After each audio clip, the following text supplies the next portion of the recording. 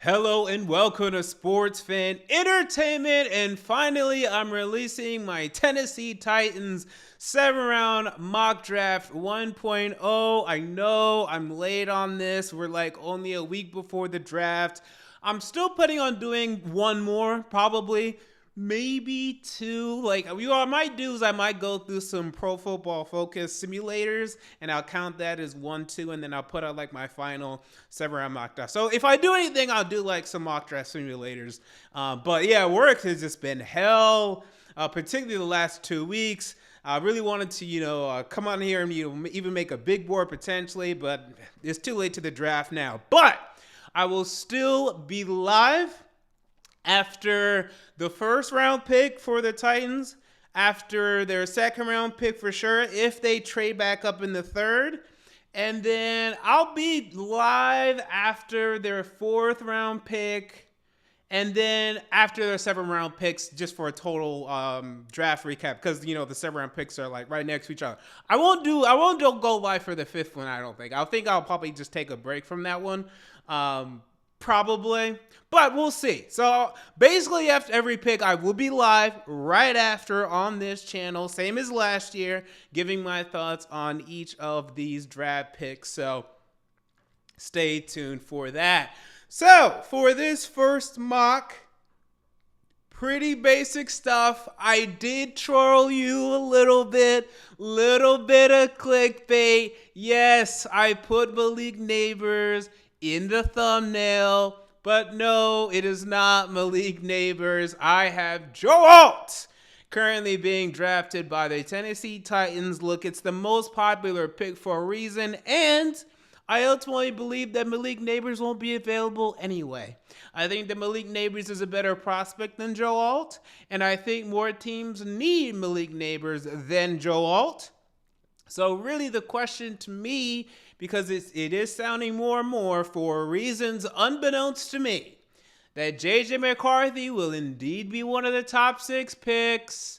And because of that, it will be Alt versus Odunze most likely. And at that point, I do think they would take Joe Alt over Odunze. It's just a little wild, even though, hey, I'm a little wild because I'd say I do it too. But it's a little wild to take Odunze. Oh, now, again, I'd like it. I would do it. I mean, I'm not going to lie to you. I would roll the dice because I think Odunze is a better prospect than Alt. But it's the safe choice. It's the right choice. And we did the same thing last year, right? There was speculation in terms of what we might do in the first round. All of these different things that the Tennessee Titans might do in the first round. And ultimately, they just took Peter Skoronski. And it was the thing that everyone had been mocking for pretty much all of the offseason. The more surprising thing was that they took Will Levis in the second and that they traded up for him. That was decently surprising. But everything else was pretty, run-at-the-mill draft for Rank our thoughts. I don't think he's a wild man like that. I think he can be a little, I like what he does in free agency. He can be a little wild there and a little, fun there. I think drafting-wise, maybe it was just his first year and he was just being a little conservative. But up to this point, I haven't seen that. So I expect that continue. Just make the safe pick, make the right pick, and Alt has, some connections to the team and Brian Callahan. And I think he'll come in here, and I think he'll be a very good, if not great, left tackle for us. And we won't have to worry about that position for a while. So this will absolutely get an A for me. Look at the second round. I have them taking edge Chris Braswell out of Alabama. Now, I know a lot of people aren't necessarily excited by this. They really want to take a wide receiver here, and look, if there's an Adonai Mitchell or Troy Franklin, absolutely. The thing is, though, after that, it's a little murky as to who that next guy would be. But there's a lot of names to like: Ricky Pearsall, Xavier Legette, and other names as well. So I'm not saying it's not going to happen. I just think maybe they might prioritize like an edge here instead. Darius Robinson is someone else that I heavily considered. And I'm for it because even though Aaron Landry came in at the end of last year, losing Danico Autry and not really having, the guy there that we really trust right now because Rashad Weaver hasn't really developed, I still think it's a very important position and it's something that needs to be filled, right? I mean, we all agree you don't just want to have one wide receiver, and yet a lot of us are cool for some reason having one good edge who's not even that great in Harold Landry. We have like very talented wide receivers, better than Harold Landry, and we're fine with that, right? We were fine with just having potentially just two really good wide receivers, but we're fine just rolling with Landry and no Autry, and we're just, I mean, Simmons is great down there on the D line, but edge is still a need. And I think they recognize that, so they take Braswell here. But don't worry, because in the 4th round, they take wide receiver Jacob Cowing out of Arizona. I'm not sure if it's Cowing or Coing. I think it's Cowing.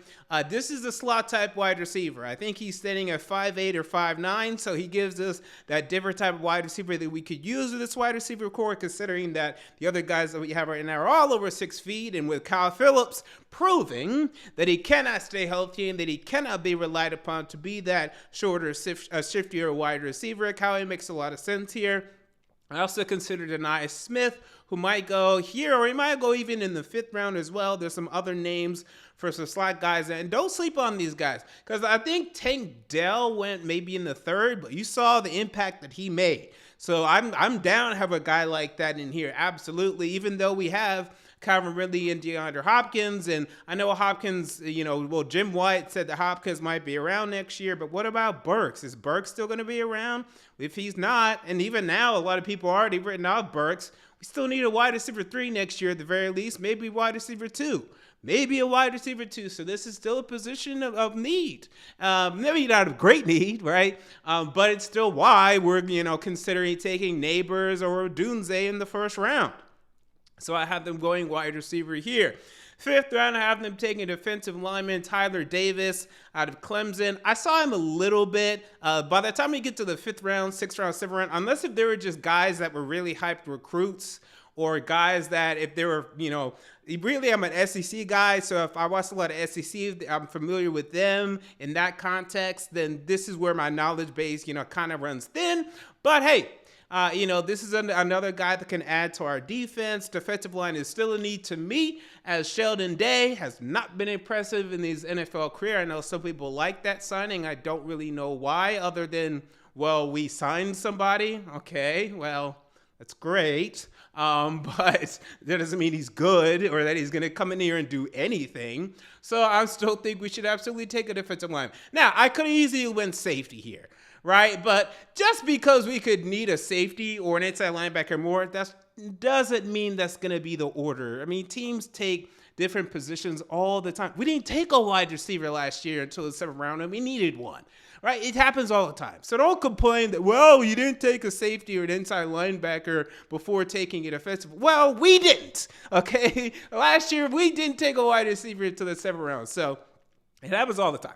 But then we get our safety here, and Dejon Anthony out of Ole Miss. This was a guy, and we usually get guys with decent relative athletic score, so I was looking at that as well, and he fit that profile. Someone that I saw a little bit make plays at Ole Miss, so I thought that was an interesting selection. Mike Barrett out of Michigan. So this guy's falling, and he's supposed to go maybe even in the 7th round, and this could be one of those guys that was a pretty productive guy in college, but just doesn't have some of the measurables or some of the things that some of these teams are looking for, but could be one of those sleeper inside linebackers, or he could end up being like that, what was that Clemson linebacker, Ben Boulware, who never does anything, so, but was really good in college. So I don't know, but it seemed like a decent pick to me. And then cornerback, I was taking Ward Torrance out of ASU. Do we necessarily need a cornerback? I mean, look, we have Awuzie, we have, Roger McCrary, who, what is he now? This is his 3rd year, so he still has another year left. And then now we have L'Jarius Sneed, but you like to be 4 deep. Trey Avery, I mean, what is he? And then what else do we have? So I think cornerback is still absolutely in play. And tight end, I could have went easily as well. I still think they'll probably go out and just get a tight end. Or, something like that. I'm not really pressed about that. I don't think they're really pressed about that. I think, Rand Carthon took Josh Riley for a reason. Now he didn't play. But I don't know. I'm not worried about tight end. I mean, it's not a great tight end draft anyway. Some people still want Brock Bowers at 7. Those people are insane. But if we take one, I don't really care. It's really up to their decision. And again, as I make another mock or two, I'll take a tight end. So that's my first mock draft 1.0. What are your thoughts on this mock draft? Comment down below. I want to know. If you enjoyed the video, make sure to like, comment, and most importantly, to subscribe. And until next time, this has been MJ of Sports Fan Entertainment, and I'm out. See you all later.